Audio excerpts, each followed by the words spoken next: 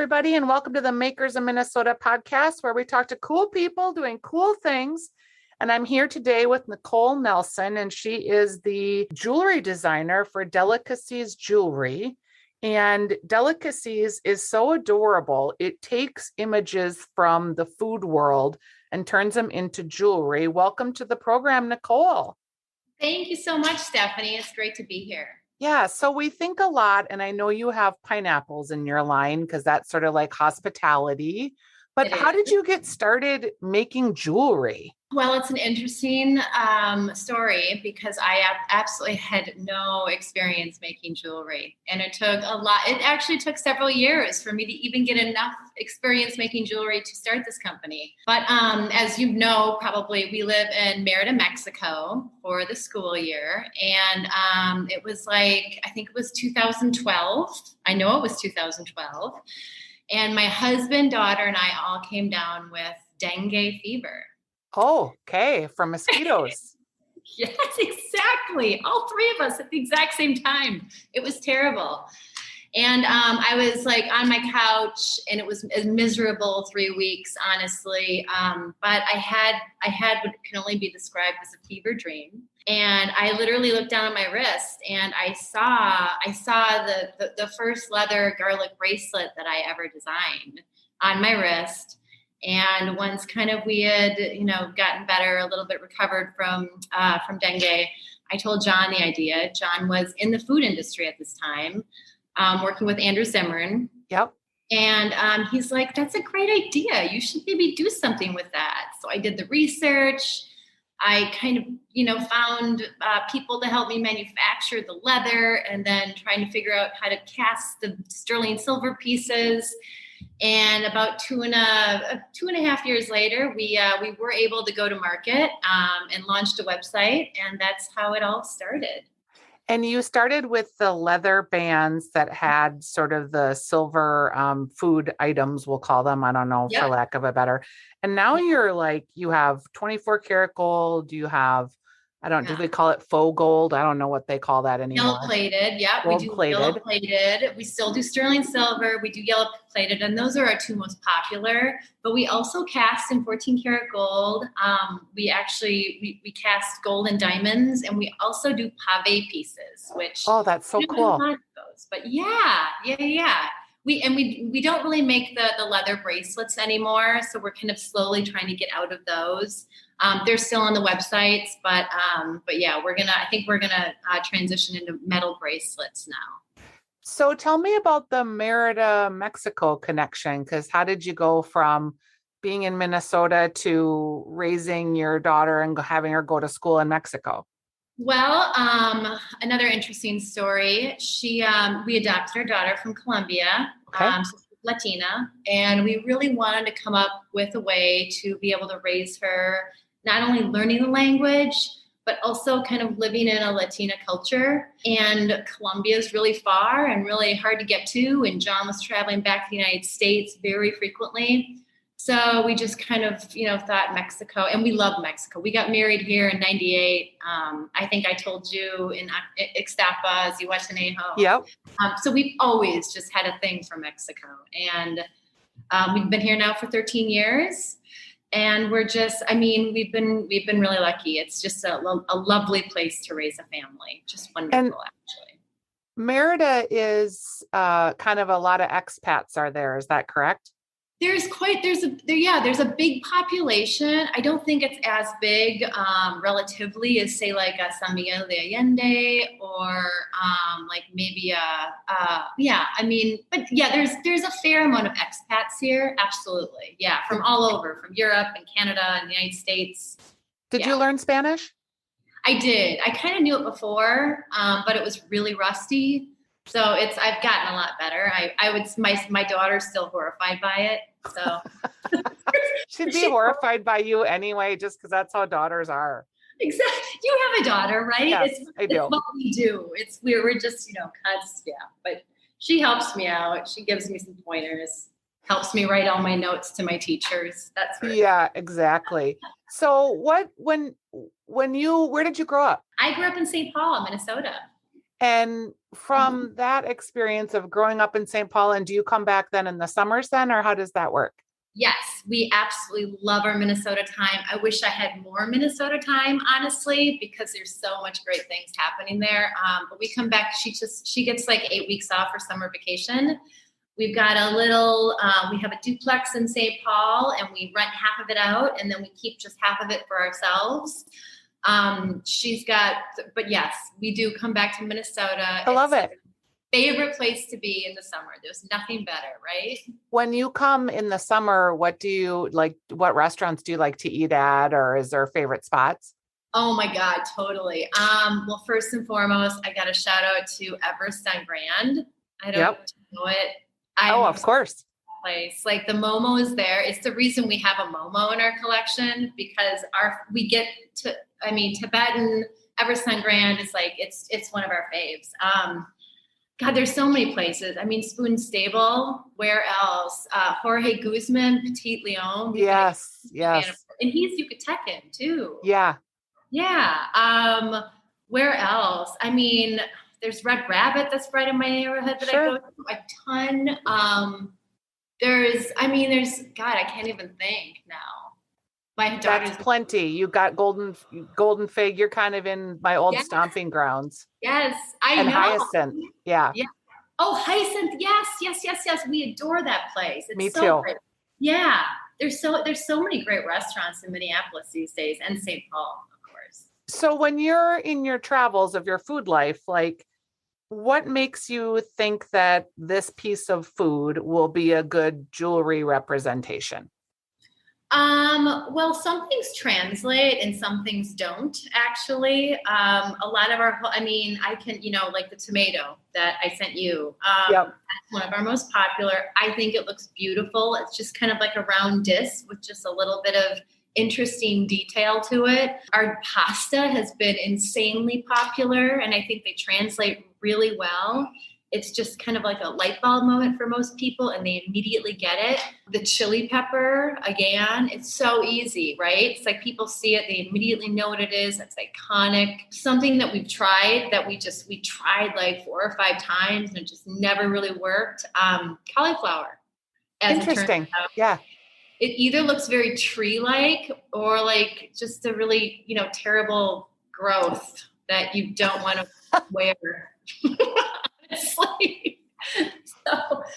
But yeah, and you kind of like our carrot. That's another one of my favorites. It kind of looks like just like the most beautiful dagger when you wear it. It's real simple. Yes, but they're just like really beautiful, like iconic shapes, and people really gravitate toward them. So what if you have like 100% of your week, 40 hours of your week? What percentage is spent on designing jewelry versus the business of marketing jewelry? Well, that depends. We just came out with our dumpling line, and that was this past summer. So when we were kind of coming up with that line, a lot of my time was spent designing jewelry. I work with a designer here in Mexico. I also have a designer in New Mexico, as a matter of fact, where we do all of our fulfillment from and all of our manufacturing. So, and that's like, when that's happening, when we have new products coming out, a lot of time is spent with design. It's just like back and forth. There's tiny little changes that need to be made. Jewelry is a hard thing to design. And at least I feel like I really need to see it in person, or else sometimes it's just not right. It's like I see it in metal. Yep. And that can add a lot of time to your design process. But when new products aren't coming out, it's everything. It's customer service. I do all of our social media. There's a lot of photo shoots. Digital advertising, writing copy. I mean, it. SEO. It's everything. It's crazy how many things. Yeah. But because it's just the two of us, really, it's just John, my husband, and I. What part of your job do you hate? Oh God. What part of my job do I hate?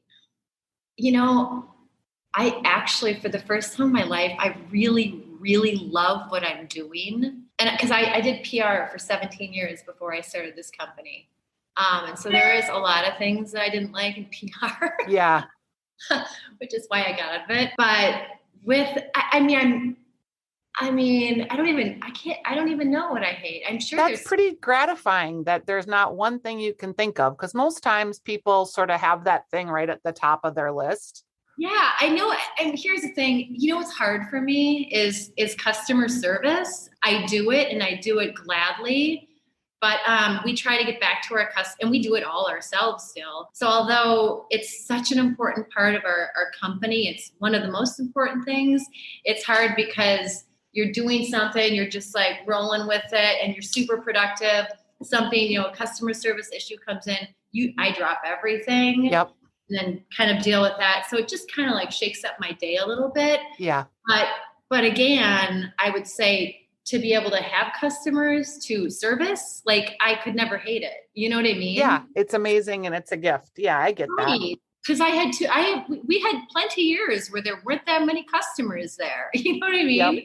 So now every time I get customer service issues, I'm just like, you know what? This is better than the alternative. Yeah. It's a good thing. I will answer you. Yeah. When you think about social media, it started out and it was Instagram and Facebook and Twitter, some people, and now, it's TikTok and it's Reels.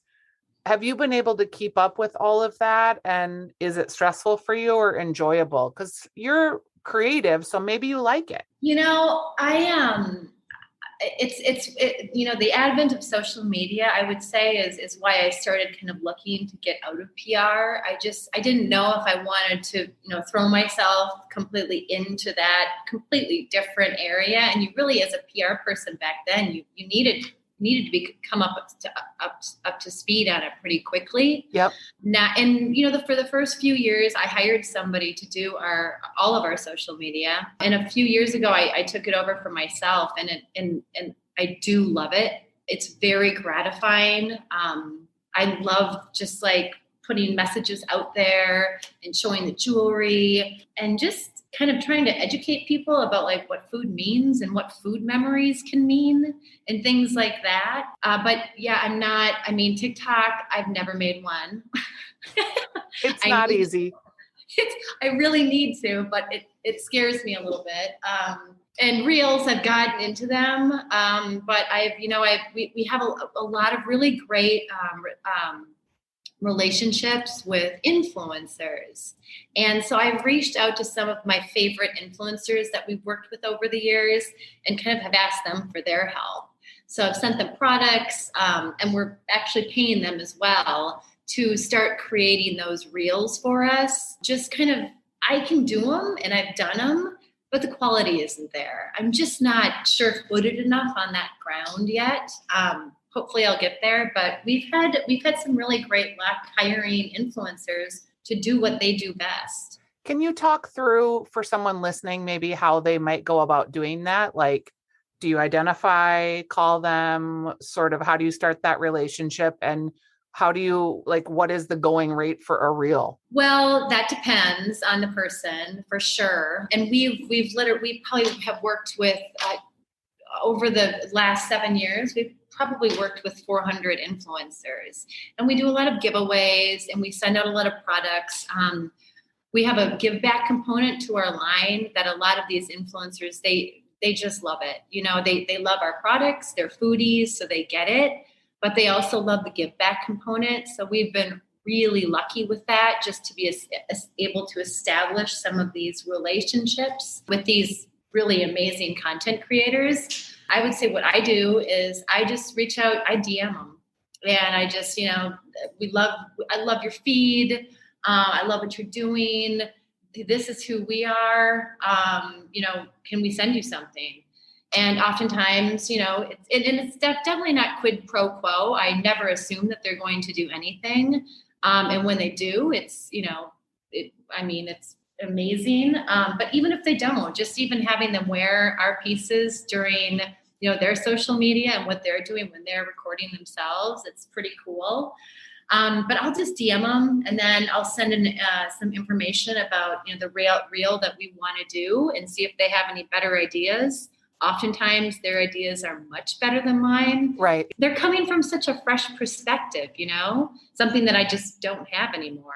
but then it's just a conversation with them, and then they'll definitely give me a price.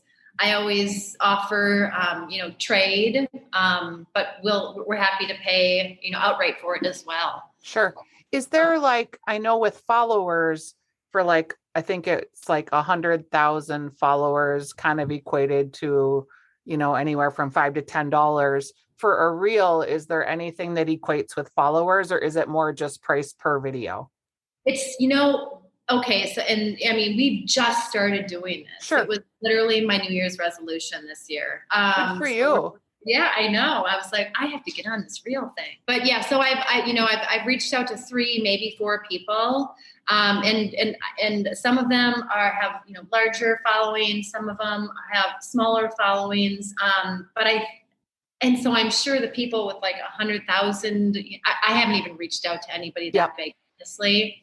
I feel like they just have their own audience. Yeah. And probably aren't looking for a lot of content creation, at least with small brands who are budget conscious, like Delicacies. You know what I mean?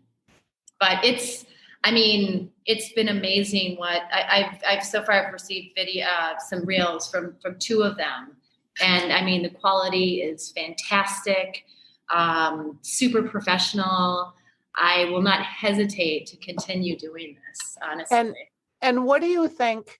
You don't have to say your personal experience necessarily, but based on what because I just feel like a lot of people are at where you're at, that they want to do this. They don't know how themselves, or they don't feel confident in their own skills.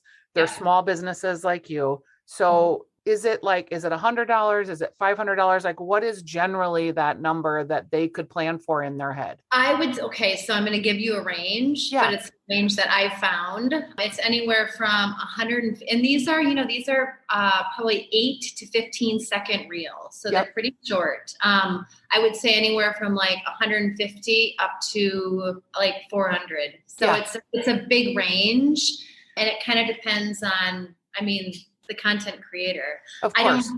I don't really haggle with them. It's I know who I want to work with, so. And I think that's super helpful to know, because, I do some influencer work for some brands, and, I kind of know what the going rates are, and I'll reach out to someone that has 1,000 followers, and they'll say oh, well, I'll do a post for $500. It's no. Right. Exactly. Yep. Yeah.